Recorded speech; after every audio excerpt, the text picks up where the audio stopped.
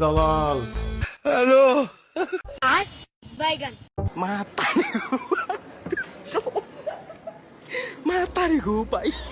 দেখেন তো চিনেন কিনা 2024 সালের জুলাই আগস্টে মার্কিন ডিপ স্টেটের টাকায় রেজিম চেঞ্জ বা সরকার পরিবর্তনের যে একটা নাটক সাজানো হয়েছিল, ওই নাটকে এই লোক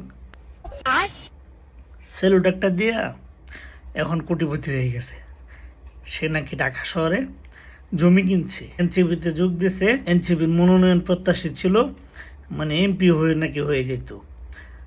আসিফ আসাদ আবদুল্লাহ, এটার নাম কি সার্জিস নাহিদ, এদের সাথে বিভিন্ন প্রোগ্রামে যাওয়ার কারণে তার দিক বেদিক রাস্তাঘাট খোলা হয়েছে, দান্দাবাজি চলতেছে।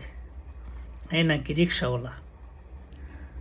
এর তো রিক্সাওয়ালা বললে বা রিক্সা চালক বললে সাধারণ যে রিক্সা চালক আছে তাদেরকে অপমান করা হবে, কারণ রিক্সা যারা চালায় তাদের ইনকাম বা যে রোজগার এগুলো হচ্ছে শতভাগ হালাল, সঠিক ইনকাম।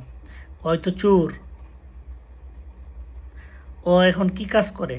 কি রিক্সা চালায় না, আগে রিক্সা চালাইতো, এখন কি কাজ করে? ওর আয়ের উৎস কি?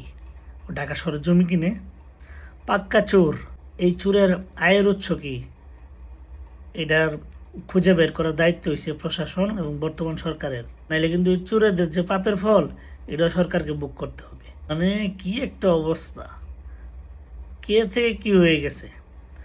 হ্যাঁ, রাতে খায় গাঁজা, করে নেশা, দিনের বেলা করে দান্দাবাজি, এখন ঢাকা শহরের জমির মালিক হয়ে গেছে।